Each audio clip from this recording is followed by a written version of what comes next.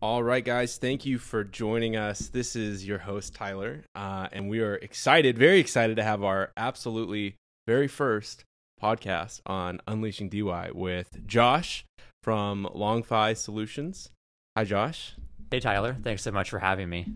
Thank you for being here. I am super excited. This is the first of hopefully many conversations to come about the evolving DeWi space. And Josh was kind enough to come and meet me here. We're actually both in Texas, and he's in Austin, which is where I'm located. And so we're actually doing the probably first and last in-person podcast, I would imagine. I don't know how many people will be here. But this is an exciting place to start off. So Josh, let me jump into this with, can you just give a quick introduction about kind of who you are, what you do, and how you found yourself in this world of decentralized wireless? Yeah, for sure. Thanks so much, Tyler. And of course, classic DeWi builder. Had some installations this morning in Austin, so kind of a win-win for both of us. But yeah, my name is Josh Heller. I'm the co-founder of LongFI Solutions, and we are a large-scale DeWi deployer. So like many other folks who, purchase the hardware from Helium and Pollen Mobile, we do, site selection, optimization, deployment, kind of the full stack, all the way through, and have been really trying to kind of bring the larger scale professional deployments to help bolster the network.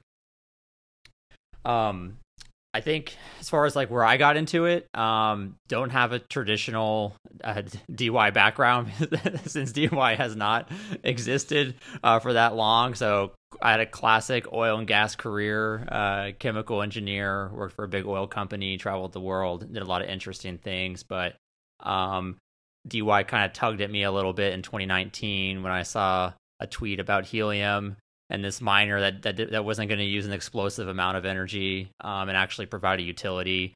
And so on a whim, I bought a Helium hotspot from the release in Austin. Had some family here in town, and from there, like a lot of kind of early Helium OGs, hobby turned side hustle turned business. And then it just kind of took off from there, and it's been incredible how much the space has grown since then. Yeah, that's awesome. That's a super interesting introduction. So as you were transitioning from just sort of enthusiast to like full-time business, what did that transition look like? Like, was there a point where you said, this is changing the world, like this is super lucrative, whatever it was, like what was that progression like for you? Yeah, no, that's a really good question, because, like a lot of, kind of OG Helium people, we were going on balconies, climbing on roofs. But when we started to really kind of branch into some of the more like commercial and seeing kind of like the industrial and even just like connectivity opportunities for these types of projects, doing some work with the San Antonio Housing Authority and realizing the opportunities that can exist to help kind of close the digital divide. So, partly helping kind of bring connectivity to our communities, but also realizing that this is an incredible kind of means of infrastructure building that could really kind of overturn an industry that, or really complement an industry that hasn't had a lot of innovation in the sense of how you build the networks themselves. And so kind of just one of those natural opportunities for innovation, and just realize that we had something that we could be a part of that could be pretty big. Yeah, that's super interesting. So your company is doing commercial grade installations. Can you talk a little bit about what that looks like and how that would differentiate from your typical DeWi enthusiast who's setting up hardware at their house, for example? Yeah, no, for sure. So me, like a lot of people, when we got our first Helium hotspot, threw it in the window on the highest floor of the house and kind of hope for the best. And then they come to find out that there was a Helium Slack that turned into Helium Discord, and you could upgrade your antenna, and you could kind of find ways to really build a network that was more usable.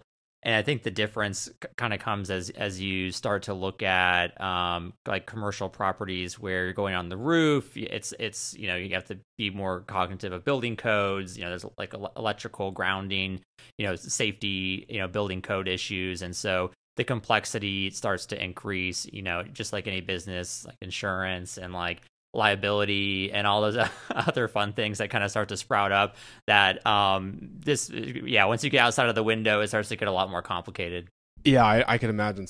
I mean, without spilling the secret sauce or giving too much away, what when you transition to the commercial side, what does that look like? From like, are you doing rev shares with these companies? Are you paying them like fixed leases? Like how does the business model look at that scale versus something, like I said, where you're just installing them on your own and running them on your own property, for example? Yeah, no, for sure. I mean, one of the things that concerned us, and I know a lot of people have wrangled with this, is like the currency risk of, you lock yourself into a fixed lease, cash lease that, regardless of what the mining rewards or the token prices are, you're kind of locked in. And I guess the way that we always felt was that if we followed a traditional cash lease, there wasn't as much innovation there. Like, we're almost just doing the same thing that the telecom companies or other kind of enterprise deployers are doing. And so we really felt like it was important as much as possible to have the rev share aspect. One, because I felt like it aligns the incentives correctly with the property owners or the property managers, but also gives them an opportunity to kind of get educated. Helped a lot of people onboard to their first wallet, their crypto wallets, who had never done that before. But then also, if the network is successful, they get to share in that as well. Probably over 95% of the leases that we have are done as a rev share, but that obviously has its own challenges that come along with it.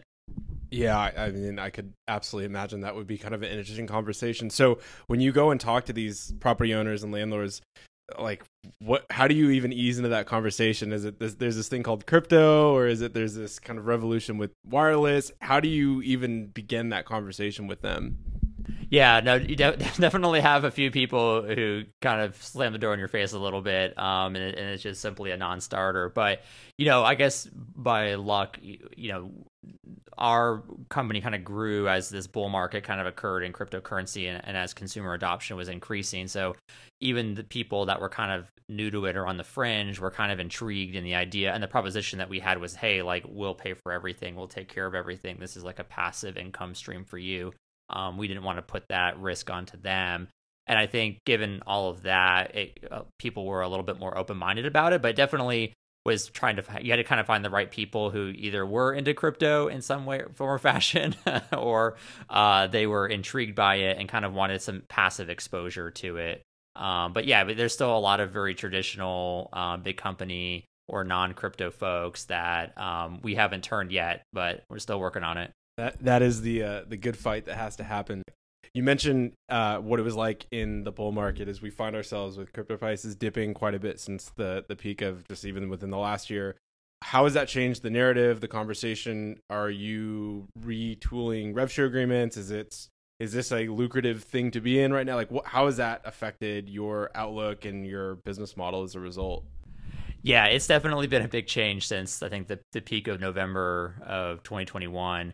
I mean, unfortunately, what was nice about the first version of Helium's network is that it was low powered. So most of the hosts, are not too fussed about the situation because it's not using very much power and internet. So we haven't really had a lot of issues there, but it definitely has driven us to focus on kind of where the algorithm pushes you, which is kind of like areas that are less dense. And so fortunately, kind of late last year, kind of over the winter, we kind of saw that coming a little bit, and that's when we started to sort of expand into some new areas, like specifically in South America and India, where we knew that the scaling factors were still very positive. So fortunately, we did kind of shift more in that direction. So we haven't been doing as many US centric Helium LoRa deployments, which is kind of timed well with this whole CBRS kind of cellular summer that's kind of been going on.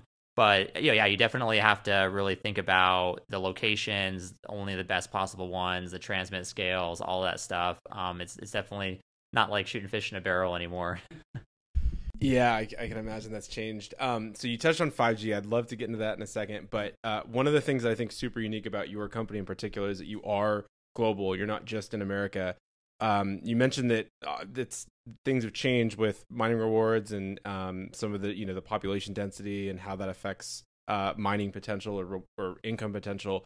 But talk about what has it been like for you going international, and how has that made it more complex for your business and probably made it better in certain ways. Can you talk to that a little bit? Yeah, actually, it's a good segue, because one of the things that makes it easier for us is that in some countries, even though crypto is very volatile, it's still perceived as something that's can be sometimes more useful than the currency of the country, mainly just the ability to do what you want with it, and kind of gives you different avenues. So in that way, even as with the lower prices and lower mining rates, it's still attractive to kind of certain people in the world.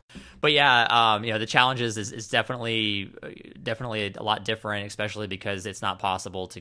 I mean, we traveled there initially, but you can't, from a cost perspective, be down there ourselves a lot. So it's really finding the right partners. There's issues with customs and shipping. But honestly, it's gone a lot better than I imagined. A lot of folks, when we first got into it, were like, well, aren't people going to trash your hotspots? They're going to get stolen. Like, it's not safe, this or whatever. And maybe we've been pretty fortunate, but we've almost had zero issues with that kind of stuff. That's really interesting. Yeah. I know that once you start getting into all of the customs and logistics, that can become a bit of a challenge and a hassle. So it's awesome to hear that you're doing that successfully and navigating it with the right partnerships. Let's talk about 5G, because this has been, as you mentioned, the summer of 5G. How has that changed your business model? Where are you looking at the future of DeWi in terms of 5G versus the IoT networks? Talk to me a bit about that. Yeah, no, I mean, 5G kind of showed up at just in the nick of time, because as the IoT kind of LoRa network was sort of kind of struggling a little bit in the sense of price and mining rewards, the cellular stuff has kind of kicked off. Obviously we had hoped that things were going to happen a little bit quicker. We all kind of bought a couple of our Freedom Fi units kind of late last year, thinking we were only a few months away from getting those deployed. And these are obviously super technical challenges that these companies are facing. But what's been really exciting is that there have been new players entering the space, and so it's not just Helium, but there's now Pollen Mobile, and our position has always been to be kind of agnostic, and seeing DeWi growing and where things are going, always be kind of ready to work on the projects that are kind of emerging. And so we've had a lot of fun kind of working on both projects, kind of cutting our teeth a little bit with Pollen Mobile being a little bit ready earlier. And now with mobile launching a few weeks ago, starting to do some Helium deployments as well. I love to hear that. And between the two projects, obviously Helium's been around a lot longer, but Pollen, they really hit the ground running with this 5G first. What has your experience been around the two, from just deploying, from mining rewards? Like, what's your outlook on the market? And then where do you see it going in the future? Let's just say a year out between the two projects. How are you looking at things?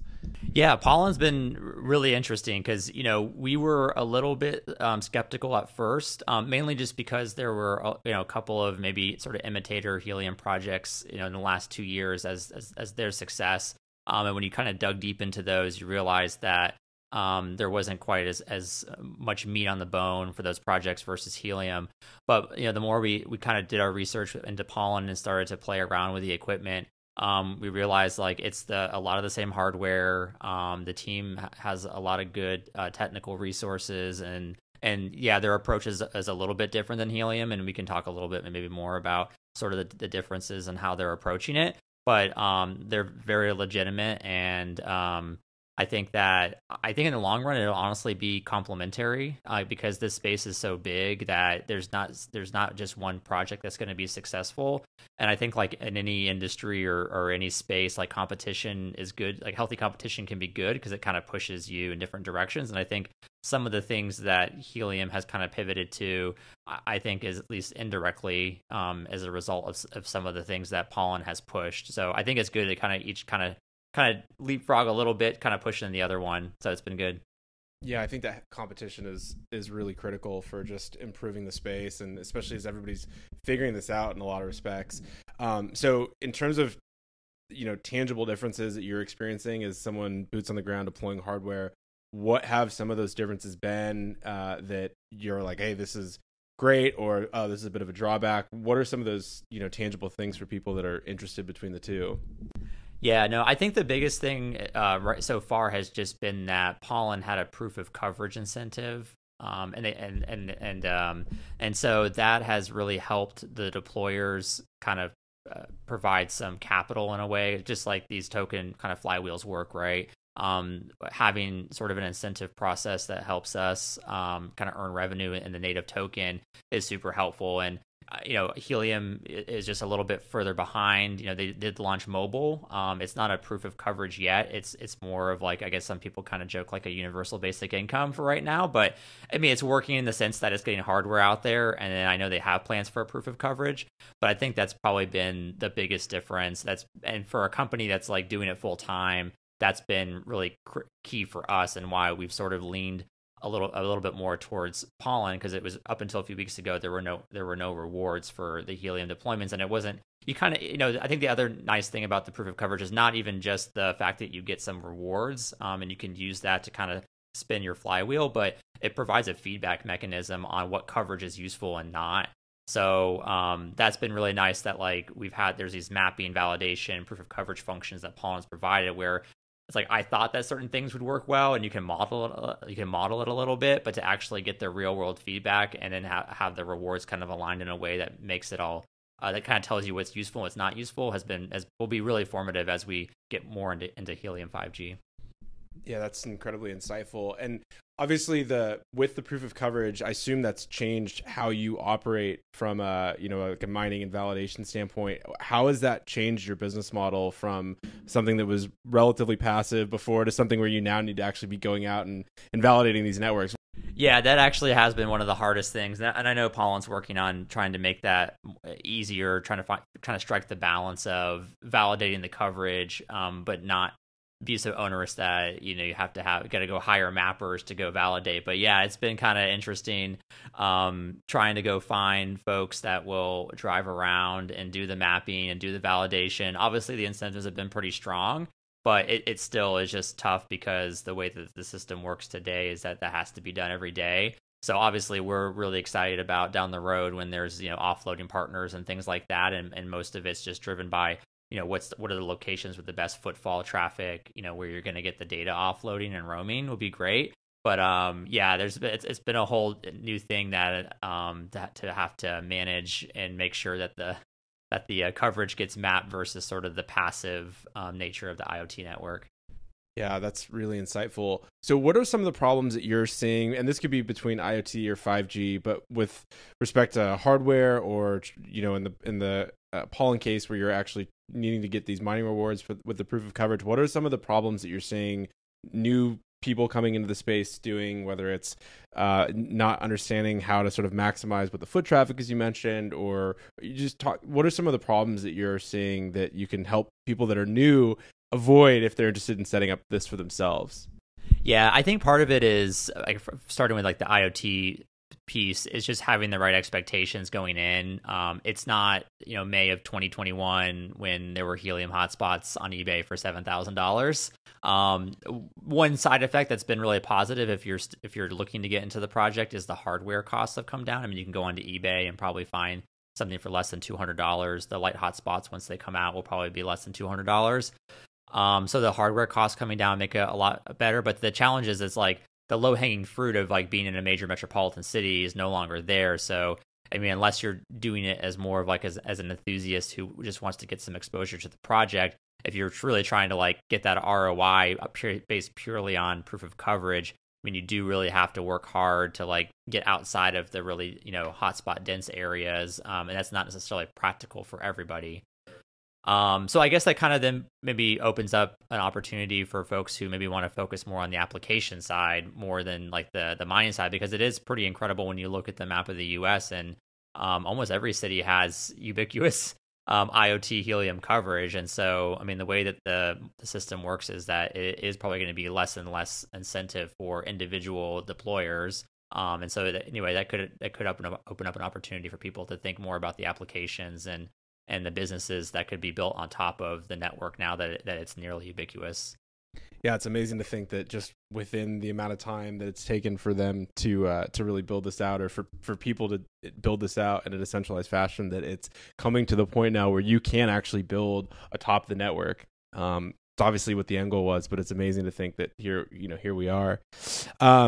So it's a new space, it's a new industry. There's obviously a lot of problems. What are some of the biggest glaring issues, whether it be with the Helium IoT or 5G or Pollen 5G, that are like, we can't wait for this stuff to get fixed because it's going to make our jobs a lot easier? The proof of coverage we talked about a little bit, but what are some of the other things that you're experiencing that are pain points that you hope get addressed in the near future here? Yeah, maybe not to get too much into the weeds, but as a larger deployer, is kind of the remote capabilities, like the remote diagnostics. Both, I know the teams are working on dashboards and ways for you to get into the machines so that you can monitor them. So I know kind of a little bit on the more technical side, but it is tough when all you can really know is if it's on or off, or if the mapper goes by and they're not getting any signal, that means that there might be there might be an issue, and we have to go send somebody to go take a look at it, or go bug the host to soft reboot or power cycle the unit. So I think the remote kind of capabilities that I know will come eventually will be a big help. Yeah, and then I think one of the just like philosophical issues that these networks are having in terms of trying to gain velocity to get to data usage, it's like the proof of coverage is being used to incentivize like the deployment of the hardware. I don't know if like long term, if like where the hardware is being deployed today is its most optimal position, but it is a little bit of like a trade-off on how do we get hardware and start to build a network to stress test it, show people that like this can be real and that can work, versus like where the most optimal opportunities will be in the future. So we're always going back and forth about that, because there's a lot of debate, kind of on the 5G side about how useful will outdoor macro coverage be in areas that already have good cell coverage, versus probably like the indoor opportunities are probably bigger in terms of just like concrete metal buildings and other things, buildings that have big events or have events and the capacity gets overloaded. So yeah, kind of finding that balance of deployments that maximize your earnings for POC, but will also hopefully maximize your earnings when the data transfer comes. That's a great observation. Have you seen Pollen in particular start to kind of optimize, if you will, for what would actually be a future like usable network rather than just from a reward standpoint? Or is it still really too early to tell just because there's not enough people actually on there as a sort of backstop against not having enough cell coverage in the first place? Yeah, I think it's still pretty early. One of the kind of differences between Pollen and Helium, at least right now, is Pollen's also very interested on the private cellular network side. And I didn't know a lot about that before, all this DeWi stuff kind of kicked off, but there are a lot of interesting opportunities where private cellular networks are very useful for different types of folks. And it may not necessarily, and it can be in areas that do have coverage, and it's not so much about coverage or capacity, but it's more about privacy and data security and those kinds of things. So I think it's a little bit early in that sense, but I think the way I see it is on the Pollen side, they're trying to kind of test a lot of different things right now as they kind of prove out different parts of their ecosystem and the technical aspects of it. And then I'm sure Helium will eventually get the same way. I mean, Helium is tackling it more from the roaming data offloading, which I think is the fastest route to like monetization for the average deployer. So like we're really excited about that too. And then maybe too eventually hopefully there'll be some opportunities for private deployments, because there's a whole kind of business niche around that too. From what you're seeing, are you hearing about people talking about spinning up businesses around the private cellular network side? Because that is it's for a lot of these security conscious businesses where they want to have a network that's solely theirs, where you can mitigate some of these security and data concerns.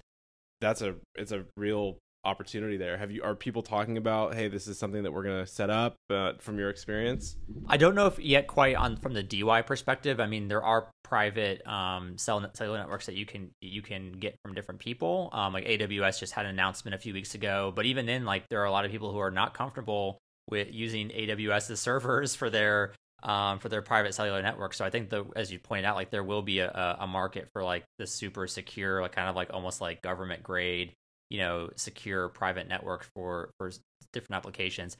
Again, I know that's an aim of Pollen, and maybe they're sort of like maybe they're testing that internally right now to kind of figure that out. But I don't know that because the whole space is so new and they're building this network from scratch. I don't think it's yet gotten to the point where like a company like mine could white label that, but I think there maybe could be some opportunities down the road, and we'd be also interested in kind of seeing what businesses could be built on that or around that concept too. Yeah, that is really compelling. I've not thought much about it. Frankly, this is actually the first time I'm hearing about the application with respect to Pollen. And so just my mind's spinning around the security side in particular, how many big use cases and how much opportunity could just be in that problem alone. Because it doesn't rely as much upon it actually being, like a fully fledged network outside of the sort of the use case that it's required to function in. So that's very compelling. So do you have just sort of general recommendations for people that are interested in getting into the space, or if they're interested in learning more? Like, how did you start learning about this in terms, like, where do you go to read? Where do you go to learn? Obviously, you get your hands dirty every day. But for those that are just getting into it, what would you say is the kind of the non-negotiables of getting that education to be able to make this happen? No, for sure. I think actually maybe the biggest thing is not to obsess too early about having like the best possible antenna, the biggest antenna, the huge expensive setup. It's really just getting something to start with and play with. Like I said, for me, it was just I bought the hotspot and I put it in the window, and then realized that I wasn't quite getting the coverage I wanted, and it just kind of led to this like rabbit hole, which, by the way, it can be a rabbit hole. So I got to be careful in that respect. And then like anything else, right? Don't spend any more money than you're willing to lose, because we don't really know where the projects are going, and in some cases, like, you may not be in the most optimal location, but there still could be value in you learning about the project or kind of playing with it, because it may kind of inspire you to do something bigger or better. But yeah, I think the biggest thing is like start small and then kind of work your way up. And I think it's a lot easier that way than to try and start big and be perfect. That's super valuable advice. So where do you see your company in the next 12 months, 36 months, the next few years? Where do you see you guys growing? Where's the upside, the opportunities, and how are you just going to continue to expand your business model? Yeah, no, we're really excited. I think what's really cool about this space is, we're talking about decentralized wireless, but there's really an even bigger movement around kind of decentralized physical infrastructure. So I think there's a lot of opportunity just alone in the telecom industry, and that could kind of be a huge business, or it will support lots of businesses, to be honest. But I think there's also a lot of other interesting projects that are sort of tackling physical real world problems with token incentives. And so I think for LongFi, what we feel like is we kind of have our own internal kind of network effects of relationships and physical properties, but really it's relationships. And I think there's going to be this whole stack of opportunities where it's a building or it's a community that could leverage different decentralized, again, like right now we're talking about Helium and other things, but there's other areas. There's, like WeatherXM, right? There's VPNs, there's Wi-Fi, there's, probably energy projects like micro energy distribution is probably another opportunity too. So we kind of hope to be in the center of all that, where we can just kind of layer each of these on top of one another, because the whole concept of DeWi is like shared infrastructure and sort of taking advantage of those synergies. And so we kind of hope that we can, as each of these new projects kind of come up, that we can kind of effectively and efficiently kind of stack them onto one another to kind of build this whole huge ecosystem. That's really exciting. It sounds like there's so much sort of value creation that's going to happen when you are able to combine all of those stacks together, and you guys are going to be at the forefront of it because you're already in it. It's just going to be a crazy next few years, especially as these networks have taken from like a concept to actually tactical implementation and seeing success. As you mentioned earlier with Helium, like they are nationwide. They're all across the US. Pollen's really starting to dominate in many major metropolitan areas, but also the rural spots as well. So once that becomes sort of that foundation, all these other aspects, as you said, it's going to be a really crazy ride. And it's the future in a lot of ways. I think everybody is starting to see that this is not just conceptual; it can actually be implemented and succeed. So, do you have any final thoughts or comments that you want to share with people before we wrap up here? That is, kind of inspiring words of wisdom or things that people should be thinking about in terms of the future. I don't know that I'm the most inspirational person, but I think the one other thing that's really exciting about all of this is the cellular stuff right now is very US centric, but these models that have been developed, these token incentive models, are like perfect for kind of international countries and locations where like it's very tough to get capital formation is difficult, regulations, just like the kind of limited infrastructure that exists. And so although here it seems like it maybe trying to compete with these big companies, it seems like a big challenge. And we'll see sort of where this ends up stacking up in terms of kind of traditional US businesses. But this model is was made for like a lot of these sort of like third world or kind of like, up and coming countries that have limited infrastructure, because in a lot of cases, these technologies tend to kind of trickle down kind of after the fact. Everything kind of comes to certain continents and countries first, and then there's just others that are sort of left behind or